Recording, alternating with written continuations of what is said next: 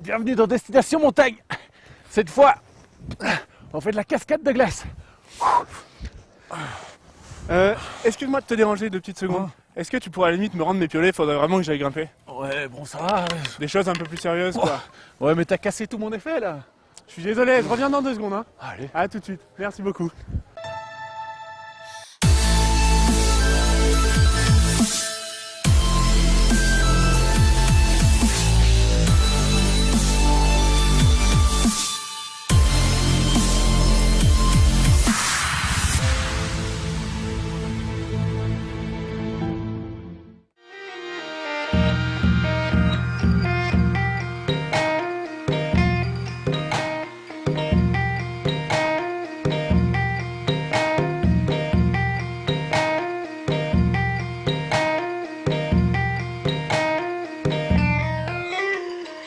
Bienvenue à Champagny, au pied de la Plagne, à 2 pas du parc national de la Vanoise. La petite station accueille une fois de plus la Coupe d'Europe de cascade de glace.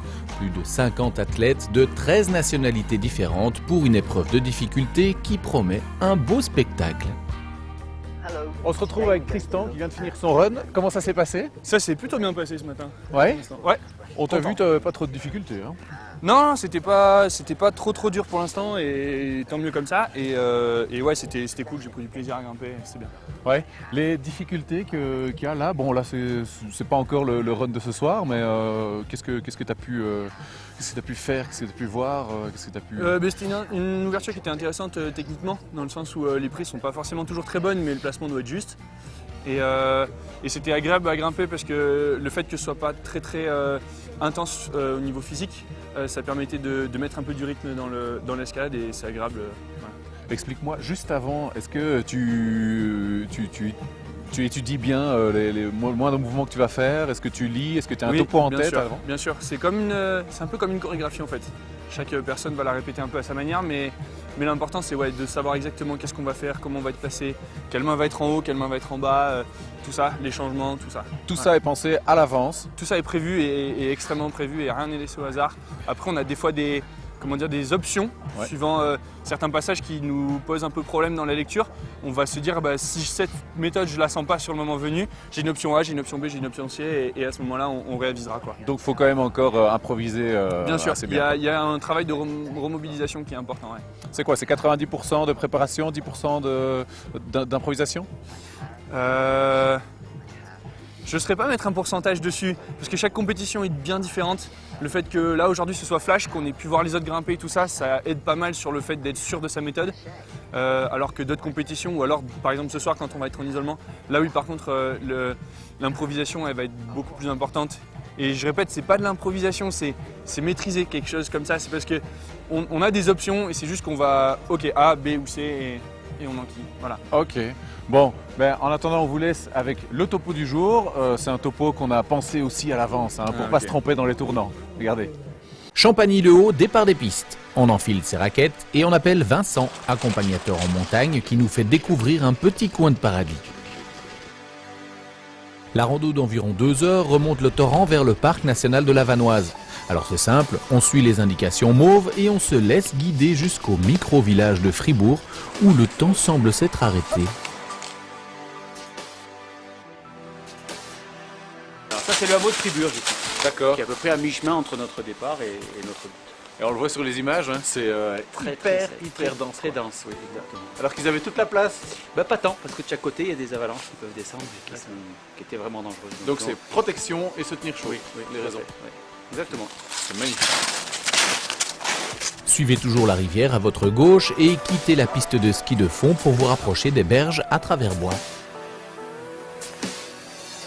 Vu du ciel, cela donne un petit aperçu de la beauté du décor, même si le soleil manque un peu pour l'instant. Alors pour info, attention aux avalanches, le trajet passe par des zones à risque. Ça part de très très haut, très loin là-haut, les coulées, les avalanches, et donc ça passe régulièrement ici. Et c'est pour ça qu'on voit toute l'orée enfin l'orée, pas un bois, mais Ils sont tous pliés dans le même sens.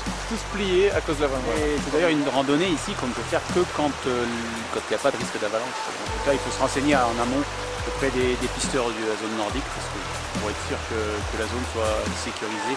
Votre point d'arrivée sera le petit village de Lézonnet d'en bas, un décor magique, été comme hiver.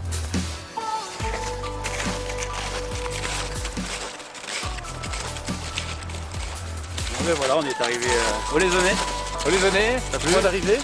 Point d'arrivée, avant le retour. Ah oui, il faut encore se taper Il tout le faut retour. taper tout le retour. On a fait quoi, 1 heure là à peu près? On a fait une bonne heure de marche et puis la moitié de retour. Quelle altitude maintenant? 1570 mètres d'altitude. D'accord. Voilà. Donc, faut plat montant, quoi. Pas tellement monté finalement, c'est pour ça que c'est assez accessible. Ok. On se remet dans le bon sens et on retourne. C'est parti.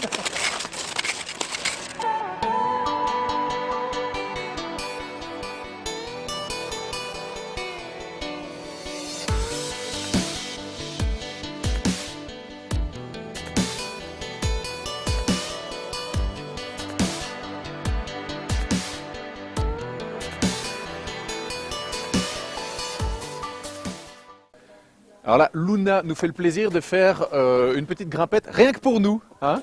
Tu as à peu près 5 kilos en plus là. On espère que tu vas quand même être performant. Hein. Ça va. Je te laisse aller. Super. Tu me fais les commentaires quand même parce qu'on a envie de savoir ce qui se passe dans la tête Ok. d'un Luna quand il grimpe. Si tu veux, c'est parti. Alors là, on commence fort. On le voit peut-être pas bien à l'image, mais on commence fort parce que c'est pas du tout droit, hein. C'est complètement en dévers. Moi, j'aurais déjà les bras explosés. Luna, t'es quand même tout fin, toi, hein? T'es une petite croquette. Comment ça se Ouais. fait que tu peux... Comment ça se fait que t'as un niveau aussi haut? Parce que c'est vraiment un sport de rapport poids-puissance. Du coup, le biceps ne fait pas vraiment. Il a son piolet en Le bouche. biceps ne fait pas tout. Moi, je ne mise pas grand-chose dans le biceps. D'accord. C'est surtout le gainage en fait. Quelles Et sont les difficultés de cette voie-ci? c'est qu'il va falloir toujours maintenir une certaine pression pour pas sortir des prises. Ouh, joli mouvement. Il a l'air un peu concentré là. Hein. Je le laisse parce qu'il est dans une partie qui n'a pas l'air super facile. C'est parti. Donc là, Luna n'est plus juste en dévers, il est carrément, carrément droit. Il est sur un plafond. Il s'agit de passer sa jambe gauche au-dessus de son bras droit.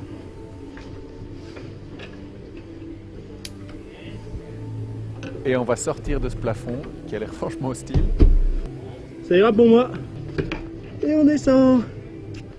Joli ça, Luna. Tu nous as fait une belle petite démonstration là. Ouais, c'était cool. Et alors la technique du bras au-dessus du machin, tu sais faire des nœuds avec tes jambes et avec les... Ouais, c'est ce qu'on appelle un yaniro. Ok. Et c'est vachement utilisé dans notre pratique de cascade de glace. Ouais. Surtout dans les toits. Mais aussi dès qu'on a une prise assez mauvaise. Et qu'on doit monter sur cette prise sans lever notre piolet. Parce que si on lève notre piolet, Ouais. ben, Ok. Et du coup, tout ton poids est sur un seul bras à ce moment-là.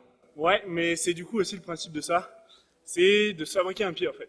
Ok. C'est-à-dire qu'au lieu d'avoir le pied dans le vide, et ben d'un coup on a le pied sur notre poignet. Ouais. Et donc Ça c'est du gros dossier, hein.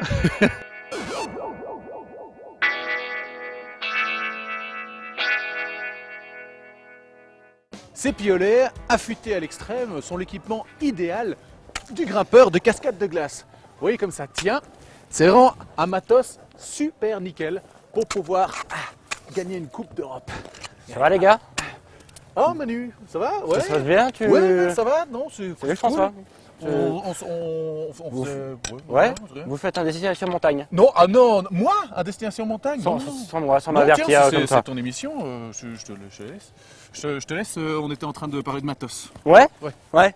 Bah c'est la minute matos hein. Bien joué. Fair play les gars. Super.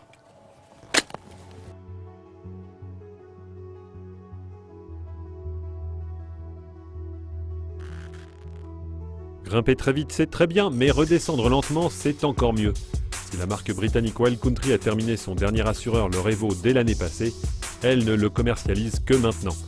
Il a l'avantage d'allier autoblocage et bidirection, en plus de permettre une utilisation indifférenciée pour gaucher et droitier. Le Revo s'utilise avec la même gestuelle qu'un accastillage classique. Pour les spécialistes, c'est un concurrent du Griri de chez Petzl.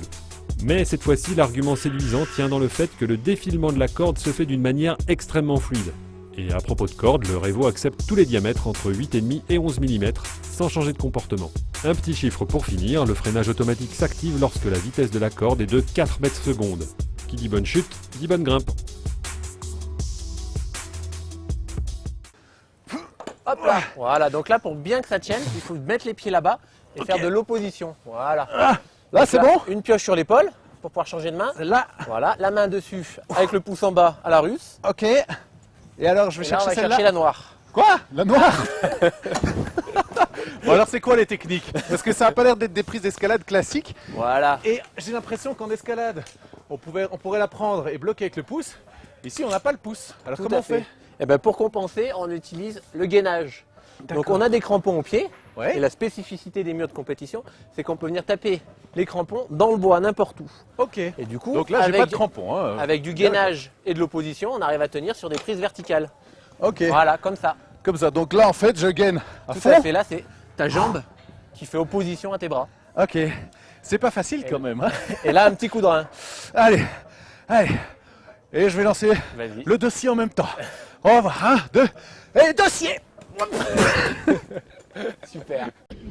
Un dossier forcément consacré à la Coupe d'Europe de cascade de glace qui commence par un isolement des athlètes pendant qu'à l'extérieur, on dévoile le parcours du championnat. Ils ne doivent pas découvrir le parcours avant le top officiel des juges, parce qu'ils peuvent étudier sinon les différents mouvements. Donc tant que les juges n'ont pas donné le top officiel, ils sont au confinement, interdiction de regarder quoi que ce soit.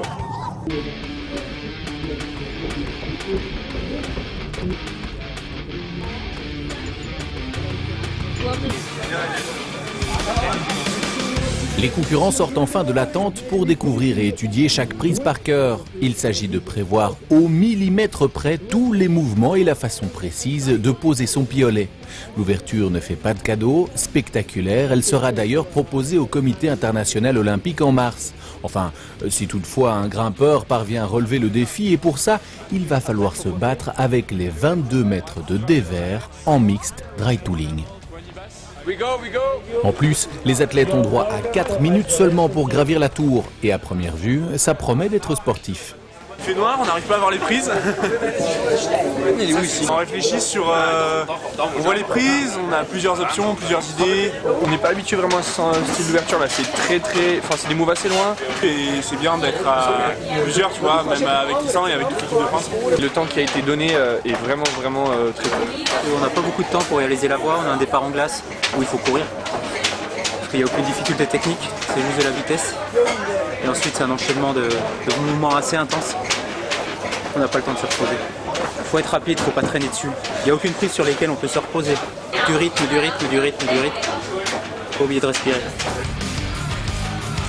Yann est l'un des premiers à se lancer à l'assaut de la paroi, avec quelques petites frayeurs d'ailleurs. Il place tout de même de beaux mouvements et nous offre un spectacle à couper le souffle. Mais cela ne suffit pas, 4 minutes, c'est vraiment court. Et comme j'ai dit, il fallait être rapide. Ça manque un petit peu, mais je suis content de ma prestation. Ouais, ça me manque de dégaine. C'est dur d'aller au-dessus. Comme ça à vue, ouais.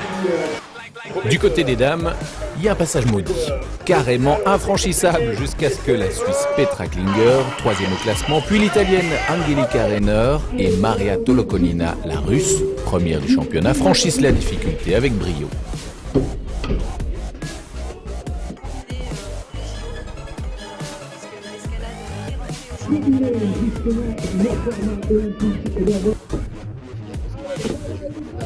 Retour chez les hommes où les Russes Nikolai Kuzovlev et Maxime Tomilov remportent ex aequo la 2e place derrière celui qu'on attendait tous, Luna Ladvan. Luna Ladvan, 17 ans à peine, est déjà mythique dans la cascade de glace. Premier à la Coupe d'Europe en Slovénie, puis en Slovaquie, c'est le plus jeune du circuit. Champion du monde des moins de 19 ans au Liechtenstein et à Champagny l'année dernière. Un parcours sans faute avec un dernier move qui a le mérite d'avoir laissé son public sans voix.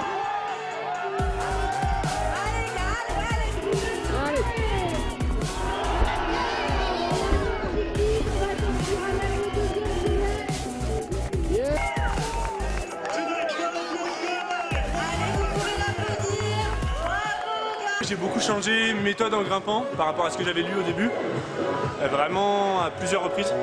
Donc ça déjà c'est rare, ça veut dire que l'ouverture était quand même exigeante, tu vois, et ouais, pas facile à lire, et ça c'est vraiment cool. Destination montagne, c'est fini, on vous laisse avec le meilleur du web, c'est la séquence on a cliqué pour vous. En attendant, on ne le dira jamais assez, prudence en montagne. Nous en avions tous rêvé, et bien les Japonais l'ont fait. Une grande compétition de saut de pneus. Était en lice le pneu de voiture familiale, la berline, la Ferrari, la Formule 1, le camion Ben et la pelleteuse. Chacun ses spécificités, là aussi la question du poids-puissance était un gros enjeu. Chez On a cliqué pour vous, on avait tout misé sur le pneu de Ferrari, sauf que non seulement le résultat était assez moyen, mais en plus, il s'est égaré dans la nature. La berline tenait la corde, surtout que la Formule 1 était lamentablement passée à côté de la compétition. C'était sans compter sur le camion qui a crânement affolé les compteurs. La pelleteuse n'aura quant à elle que réussi à brouiller définitivement les organisateurs avec le propriétaire du tremplin. On s'excuse pour le hors-sujet et on vous dit à la semaine prochaine. Vous nous retrouverez sur la page Facebook et le replay de 8 Mont Blanc. 最終結果はご覧の通りです。